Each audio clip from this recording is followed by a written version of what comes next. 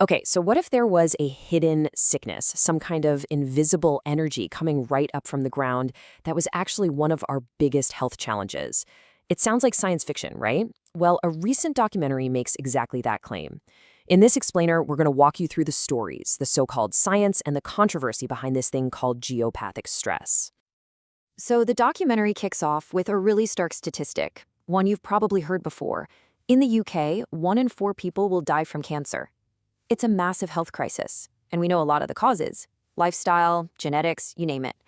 But then, the film asks you to think about a cause you've probably never even considered.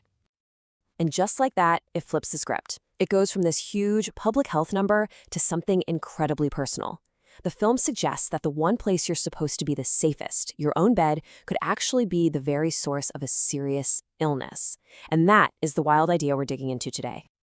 All right, so what exactly is this invisible threat? It's called geopathic stress. According to the theory in the film, things like underground streams or big mineral deposits can create electromagnetic fields that mess with the Earth's natural energy. And it's this distorted or stressed energy that they claim can make us really sick.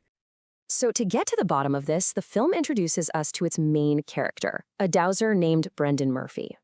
And get this, he's not using some high-tech gadget or complicated scientific gear. He uses dowsing rods, claiming he can actually detect these invisible lines of energy. And his solution? It's just as simple as his tools. He's not trying to sell you an expensive machine or some miracle cure. His advice, over and over, is just move your bed.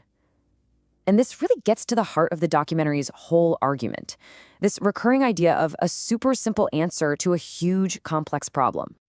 Now, the documentary lays out his method as this really clear step-by-step process.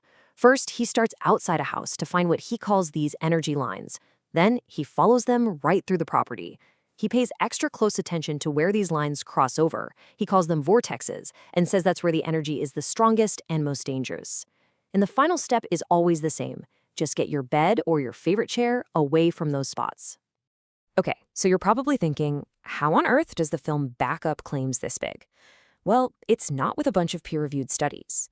It's with something that can hit a lot harder: personal stories. The film really builds its case on a series of really compelling and often pretty tragic personal accounts. First up, to try and build some credibility, the film points to what it calls a blind test. A skeptical radio host apparently drove Murphy to a few houses, giving him zero information about who lived there. And the film claims Murphy just nailed it, pointing out health problems in the homes with what the host called staggering accuracy. But then, things get really personal. We meet a man named Larry. His first wife died of breast cancer. And then, years later, his second wife, Mari, was diagnosed with the very same disease. It's an unbelievable tragedy. And when Murphy comes to their house, the documentary shows him finding a geopathic stress line running right through the exact spot in the bed where both women slept. So from that one house, the film zooms out to look at a whole neighborhood. We hear from a cancer survivor named Josephine Casey, who talks about this cancer cluster around where she used to live. She says 18 people died of cancer within just a 1-mile radius, calling it a frightening statistic. And inside that cluster, the film presents what is maybe its most chilling story. It all boils down to one number: 5. In a single house, 5 siblings died from cancer in just 5 years. Now here's the kicker the film points out. The only sibling who survived was supposedly the one whose bed wasn't on one of these energy lines.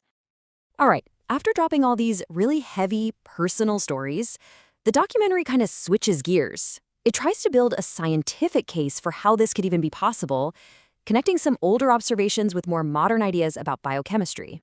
So to try and give this whole thing a scientific backbone, the film basically connects the dots through history. It all starts back in 1929 with a German baron who mapped out a town and claimed that every single cancer death happened to people whose beds were over these stress lines. Then it jumps to 1954 with the discovery of the Earth's natural frequency, the Schumann waves. And finally, it links all that to more recent research mentioned in the film about how our brain rhythms are essential for keeping ourselves healthy. Okay, so what's the actual biological theory here? Like, what's supposed to be happening inside our bodies? Well, the experts in the film say it's like a chain reaction that kicks off while you sleep. They claim this distorted energy messes with your brain signals. That, in turn, supposedly suppresses melatonin, which is a super important hormone for fighting tumors. From there, your immune system gets weaker, and your body can't produce enough ATP, which is literally the fuel that powers every single cell you have. So, if any of this is true, the film asks the big question: why isn't this common knowledge? Why haven't we heard about it? And this is where the final part of the documentary really goes for it, framing this whole thing as a showdown with mainstream science and what it calls a system of denial. And that really sets up this central conflict the film dives into. You've got the proponents on one side saying, hey, this is a natural thing, the solution is easy and free, and just look at all these stories. But then the establishment's response, as the film shows it, is basically, this is unscientific, there's no real data, it sounds like a scam. So why such a huge disagreement? The documentary brings in a researcher, Roger Coghill, who has a pretty cynical take. He basically says that science isn't always this pure search for truth. He argues it can be just as political as, well, politics, and that money and the whole peer review system can shut down new or disruptive ideas. And this is where the documentary makes what might be its boldest claim. It draws a straight line connecting the pushback against geopathic stress to the long, hard fights to get the dangers of asbestos recognized, and even the more recent debates about EMF from power lines and cell phones. The implication here is pretty obvious, that powerful industries have a financial reason to deny any link between these kinds of fields and our health. And all of this leads to the documentary's final provocative question. It suggests that maybe, just maybe, the biggest reason this idea gets dismissed isn't because it's scientifically wrong, but because the solution, just moving your bed, is too simple. It doesn't involve a billion-dollar drug or some fancy new technology. And the film just leaves you with that thought. In a world of complex, expensive solutions, have we forgotten how to even consider a simple one?